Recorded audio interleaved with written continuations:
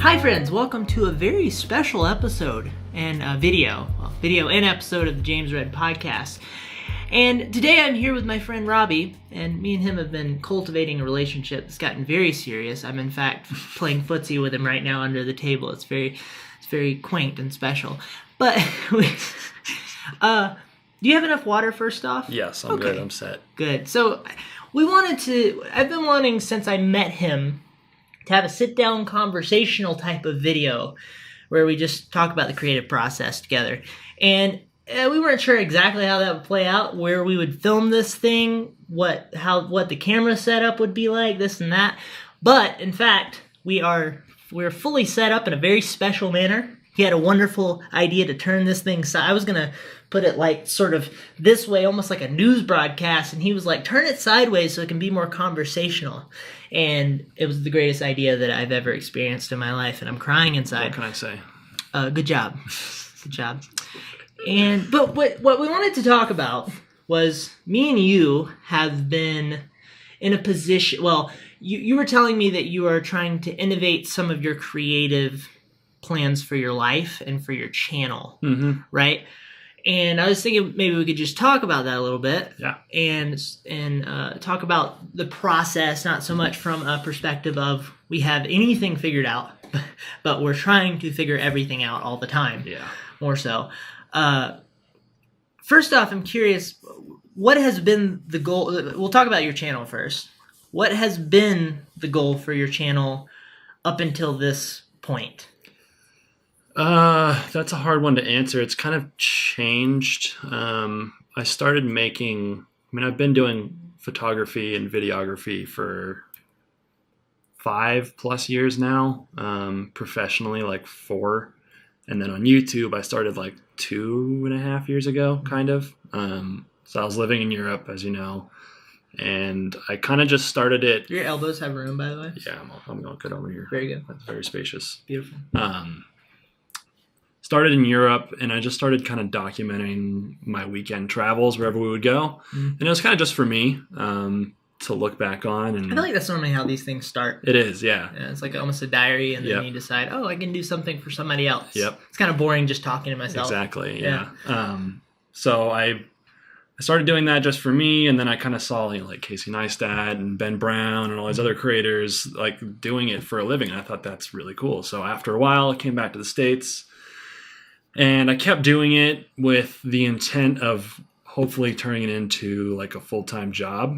And I think that kind of got me in the wrong space, kind of focusing on numbers and making it into like a full-time job just wasn't, it's not a smart way to go about it, I think, because you kind of lose focus on the craft of it.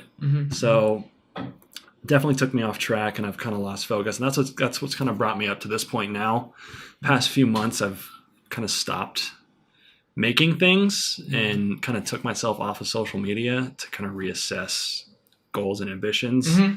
And I'm coming back now. I'm starting to make more content, but I am just not really giving a shit about views and subscribers. And I mean, I have the people that watch it regularly that, wonder where I've been, and they watch my content as it comes out, and I'm really grateful for them. But I don't want to focus on that anymore. I just want to make it for fun. And I have the ability to do that. I'm a freelance photographer and videographer on the side. So that's how I make my money. And then when I have time, I just make videos for me. Very good. So that's kind of where I'm at now. And so I know it's hard, but try not to tap the table too much, because you're good. But like as you were talking, it was just a little bit of that.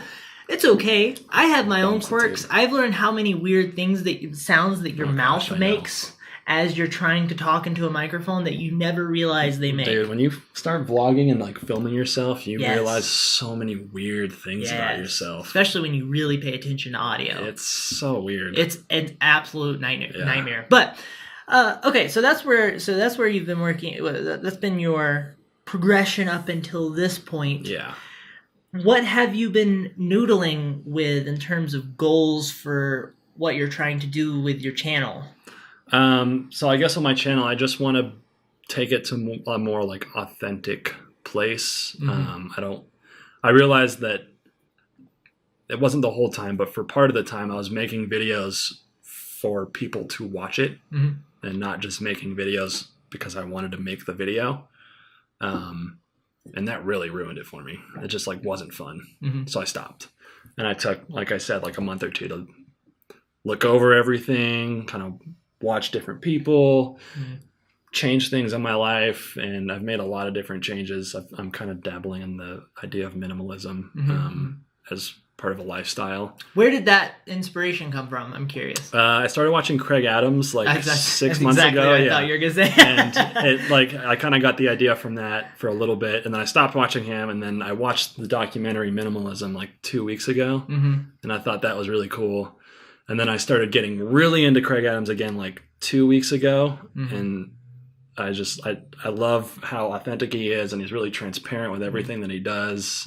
He's very anti the energy that everyone tries to create on YouTube when they're creating content. Really refreshing to me. Yeah. And so I just he's a very mellow character. Yeah, exactly. And so just seeing like where he's coming from really inspired me to kind of just stop focusing on, you know, pleasing other people or meeting a certain expectation, and just like kind of going back to like where I started, where I just want to make stupid home videos that I get to watch down the road. Like I still go back and I watch like my first 15, 20 videos because I just love watching them. They're so fun. Well, and for me, it's like even if a person doesn't have a sort of this notion that they're trying to withhold to, which is something along the lines of the things you always hear, which is like, I was doing it for other people, or I was creating my art because I had a very sort of specific idea of what I felt like it needed to be to work.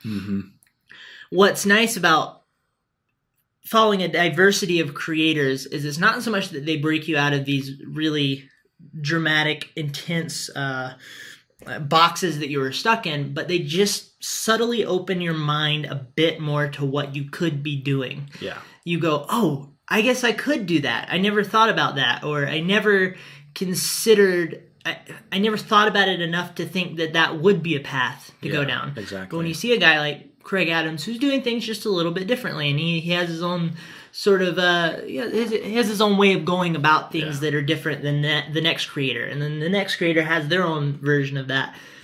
It opens up your mind a little bit, and the more you can immerse yourself in that, the more open your mind can be in diverse and creative thought, which I would argue is a very good thing. I think a lot of people kind of get caught up in the fact that like they'll see someone and they'll feel unoriginal for being really, really inspired by someone. So for instance, like I've been watching Kraig Adams, and I've kind of been implementing things that he does into what I'm doing, just kind of testing it out. And I feel like there's a lot of people that would do that, but they would feel bad about doing that. But I don't think there's anything. I mean, if you look at YouTube, it's just copying an idea, putting your twist on it enough that people recognize that it's different. And then you go. But you don't go too far, because that's not searchable, right? Exactly. It's like, be careful. It's a weird like middle ground that you have to meet of like pleasing people. You're doing like ASMR photography, like videos that are 7 hours long. Yeah. And, you got to reel it in. Nobody's going to look for it. Yeah.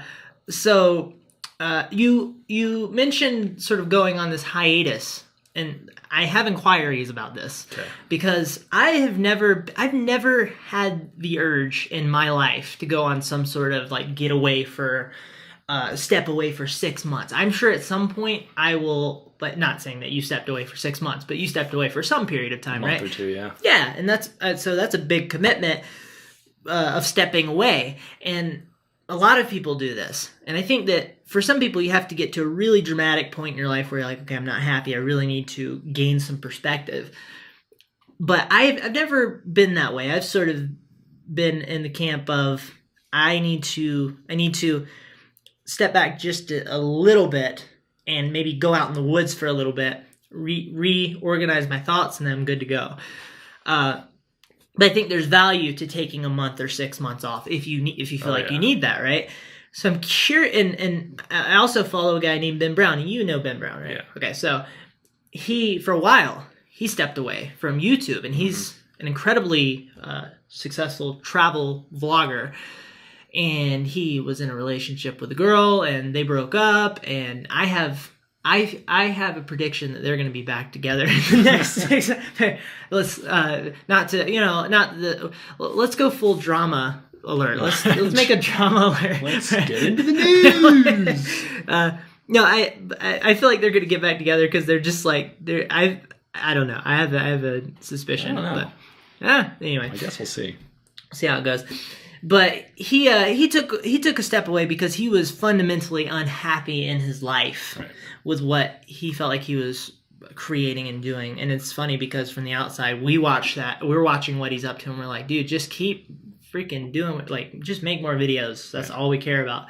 But he needed something. He needed to sort his life out, and he was very unhappy. And so now he comes back, and he's in this much more transparent mode where he'll sit down and record a pretty open-ended video where he's explaining everything, that all the emotions he's dealing with. Yep. And this is incredibly interesting and nice, and it makes you just hope that he continues to make himself better emotionally and seek meaning and all of this stuff. But so it made me think about him. But I'm curious how you felt like that was like when you came out of that, when you came out on the other side, or even in the middle of it. Because I feel like a lot of times we find moments of I guess epiphany and growth in the middle of that thing. Yeah. And then we go, oh, okay, now I can bring that back in. Let me write that down and sit it over here until I come back. Right. Or for me, I have every Sunday I take a day just off. I don't do anything that has to do with work, right? Because I think that's incredibly important. And I step away, and then halfway through that day, I'm like, I need to edit something. I need to, but it's not a nervous sort of addiction type of thing that's happening there, right? Because if you step away from your phone for a little while, you start feeling this shakiness. Yeah. It's not the same as that. It's this really wonderful, I'm ready to create again. Right. And so I'm assuming you felt some of that, but throughout that process, what were some of the things that you pulled from that experience that helped you press forward?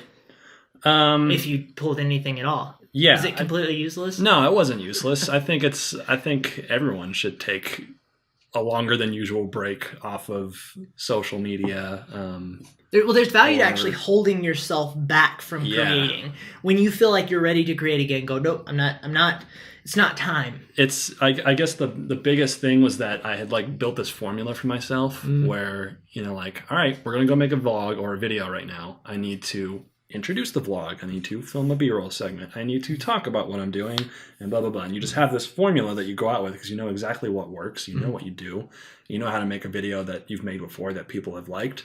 So you just go out and you apply the formula, you come back and you edit the formula, and then you just spit it onto the internet. Yeah. And that is just... that can get very after stale. Months and months, it's just like, why am I doing this? Yeah.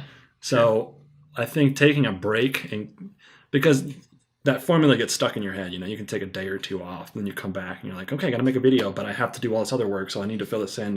All right, let me just do what I normally do, and you go and you just do it. When you take a break for a long time, you kind of erase that out of your head, and it lets you come back with a fresh outlook or perspective. But then at the same time, it wasn't necessarily just to get out of that formula or like repetition of making the same crap over and over again. It was kind of just a step away from social media, because I think there's a lot of parts of social media, YouTube, Instagram, Twitter, whatever, that just really gets you down. It's just super inauthentic sometimes. And the people that you talk to and you watch, it's just like, look at my life. Look how great it is. Follow me. Click on my links. And it's just like, stop. I need to like step away from all this. And all that can get very stale and sort of, what was the word? It sort of overwhelms you and you don't even realize it. Yeah. It was like this burdening feeling of just like all this fake crap that I didn't care about. And while I was off, I mean, this was like the past week, I cut the people I'm following on Instagram, I cut down from like 800 to 230 something. Nice. I just cut out all the crap. Yeah. I'm only following people that either I think are authentic and don't try and put up this facade of my life is great all the time. Mm-hmm. And that's not what it all comes down to. Obviously, it's social media. People need to make a living. You know, you have to plug a sponsor and stuff. Well, and those systems have only been put in place to create more efficiency in creating. So there's tremendous value. Yeah. Anybody that tells you social media is just this horribly destructive force in life, I don't think it is. It's not right. Because life is incredibly nuanced, and each of the issues that you're going to run into in life normally have 2 or 5 sides to it, right? And so you have to pay attention to both to all of those sides. Exactly. And make sure that you're not cutting out something that is actually really important for you. And you can learn to leverage something like a social media or any platform or a creative thing that your hobby, whatever you're up to in life.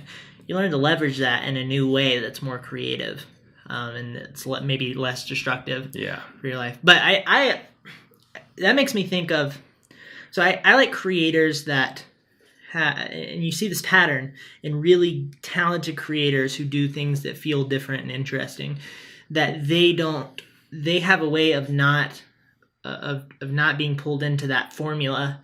They are separate from that formula. They may participate in a sense because they see the value of that thing, but they're able to separate themselves from the full immersion into that formula, right? And so I think of a guy. This is an interesting example, I think. Do you know who Kevin Russ is? Mm-mm. You ever heard of him? He's a photographer. He's a landscape photographer, and he has 2 accounts. One of his first account, which I think is the most popular, is just iPhone only photos. Cool. A while back, when I came across him, he was, I forget when I first found him and if he had already progressed into the really interesting bit of what I want to talk about. But he was train hopping for a long time. Okay. And he sort of homeless, but he would, he'd hang out with a person over here in Arizona, maybe stay in their house, and then he'd sleep on the train this night. And then he would get across the country by riding freight trains, right? And he was a true nomad. But he would share these photos on Instagram. So he's using the tool. Right. But he's not sort of... So one formula you can fall into in life is trying to live in an apartment, be stable, make sure you have your AC, not be too uncomfortable at any given time, and then maybe you go out and venture into the world and travel a little bit, but let's not get too crazy, right? You don't want to get eaten by a bear.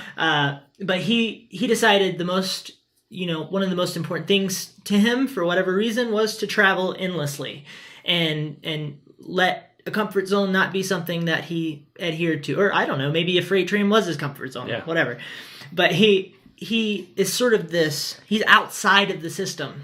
He's using the system, but he's outside of it. Right. Now, a lot of people fall into their own system of nomadic whatever meant.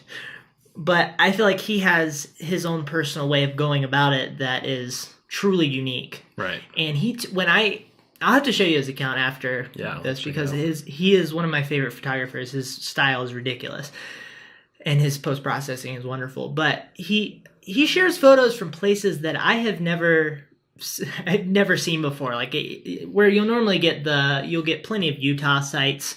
They'll go down to Arizona, maybe California, Oregon, Washington, up the coast. Is he based out west? He's based all over. He tends to be out west, I think, the most, just because of the landscape. But he ends up on the East Coast as well. Long time ago, he visited Asheville, North Carolina.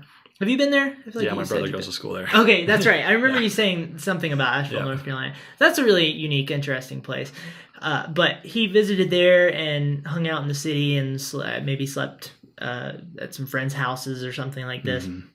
But he's traveled all over, I think, South America too, and I feel like he just got back from he came back from the Middle East at some point. I may be making all of this up, but anyway, he tends to go all over the place, but I think he tends to stay in the West. But he'll have the location on top of his Instagram photo, right? And I'll read it and I'll go, I have no idea where that is. I don't even know where to start to think of where that is. Like, I'll have to gather all these clues. Because he's going to these truly unique places. Right.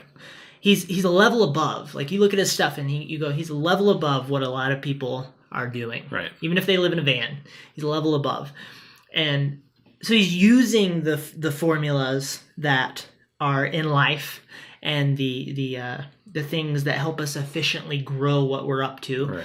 But he is not, the formula is not using him. Right. Right. And I think that's rather interesting. But you also mentioned that you have been working on projects or creative pursuits outside of YouTube. Is that right? I think. Somewhat. You were saying something about daily life when we were talking. Oh, yeah. Just like, I'm just making little life changes here and there. Okay, so, and is that part of the minimalism idea that you're talking about? Yeah, a little bit of that. I'm trying to, I think I've been listening to a whole lot of stuff about minimalism, not just from Kraig Adams, but like Matt Diavella and a whole bunch of other people. And I realized that I kind of got caught up in the whole consumerism lifestyle. Mm-hmm. And that is extremely disappointing in every aspect. Mm-hmm. For instance, I just bought that camera. And leading up to it, it was terrifying. I was scared to buy it because it's so freaking expensive. But at the same time, it's really exciting because it allows me all these new opportunities. But I got it. It is an investment. Yeah. It's not like buying a car. It's close. a little less of an investment. But everybody's like, I got a new 2018 whatever. And I'm like, guys. And it's like really I just exciting. need a car to get me from the place where I'm going to make a video to my house. Yeah. Exactly. But those things, they're like really exciting, and then you get it, and like the first few days, it's like, cool, look at these videos I can make. It looks a little different now, and I can shoot 120 frames if I want. But then after that, it's just like, okay, what's next? Yeah. And it's like, that lifestyle is just, to keep it up is really unhealthy and disappointing. And so I'm kind of trying to move away from that and find satisfaction and content and happiness and other things. Yeah. That's why I always try to push this idea of finding different levels of meaning in your work. It's like trying to create videos that you can sort of, when you look at the end result, you can say, I think that might help somebody with what I'm trying to help them with. It's like, it's easy to get caught in a place where you create the thing because it's fun to create the thing, and then you share it with the people. And okay, that's fun and interesting, but you do that over and over, and I feel like that can breed that sort of situation where you are in a formulaic process, which gets boring, and so what you do is you go, hey, gear acquisition, that sounds like a good idea, right? Because I'm bored with the videos I'm making. Let me go buy 12 drones. Exactly. Let me go buy this drone came out and it shoots 4K, but the frame rate is 2 frames more than the last one. So I'm going to get this one. Yeah. And that'll be exciting. And then you get that one and then it looks a little bit different. All right, what's next after that? It's fun. Right. Yeah, and it's this endless thing. And so that's why I think that it makes more sense to try to make videos that at the end of the day help you feel better about your life or photos or whatever you're up to. It's like the art is fundamentally a way to influence people and society. Right. And it's also this thing that we really enjoy creating. So it's like, what's the question is what's the best version of that relationship for you? All of the things that art can be, right? So you have like a hexagon of all the points of the awesomenesses that is art and creating. And you go, okay, how do I make those all work in harmony? It's kind of like this idea where there's a guy named Jordan Peterson who I follow, and he's a psychologist. He's very into philosophy and this sort of thing. And he says, when you're trying to do good for the people around you just in daily life, it's a good idea to focus not only on yourself and what is good for you now, but also what is good for you and your girlfriend. Right. And also what is good for you and your girlfriend not only right now, but what is good for you and your... There's a lot of... What's good for you and your girlfriend 6 months from now, Right. and a year from now, and what's good for you and your girlfriend and your family, and what's good for you and your girlfriend, your family, and your friend, and what's good, and so it just endlessly goes out, and you have to the goal is to make all of those snap into place and work in harmony with each other. Yep. A lot of people pay attention to the easiest thing to pay attention to is what is good for me at this very moment. And that is a problematic approach. You have to pay attention to all of those. Yeah. Because so what's good for you in this moment? Well, I like to drink a lot, or whatever. I know we were having a conversation about this on Twitter the other day, but we just talk about drinking on Twitter. That's all we do whenever we're not around each other. The foibles and joys of drinking.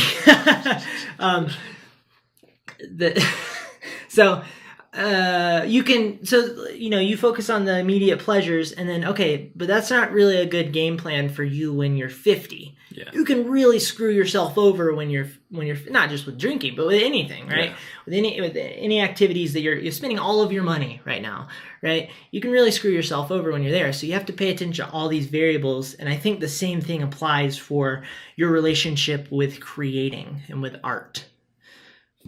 Do you agree? I do. Do you agree. disagree? Yeah, I agree. I think there's you need to build a relationship with, I guess, creating. Mm-hmm. It's not just something you do. You need a healthy back and forth with it, I guess. Mm-hmm. And that's kind of why I took a break, I think. Very good. Well, I'm glad you're back. Okay, this is a really good time because our cameras might explode if we record for too much longer. We're at 26 minutes, which means probably we started those right before, so maybe 27 minutes, 8, I don't know. But this is a good place to stop. I think we're in a good stopping point. Break and then... Yeah. Oh, we can record another conversation. We'll see how it goes. I don't want to commit to anything. You have questions written down? We'll talk. Well, I have these, but that was for this one. Okay. Well, we're going to end this one. So thank you guys so much for watching and or listening. I'd love to hear what you think about what we're up to with this type of setup because I think it's a lot of fun. And love to hear your thoughts. Hope you have a lovely day. Thank you, Robbie. You're welcome. Goodbye. Bye.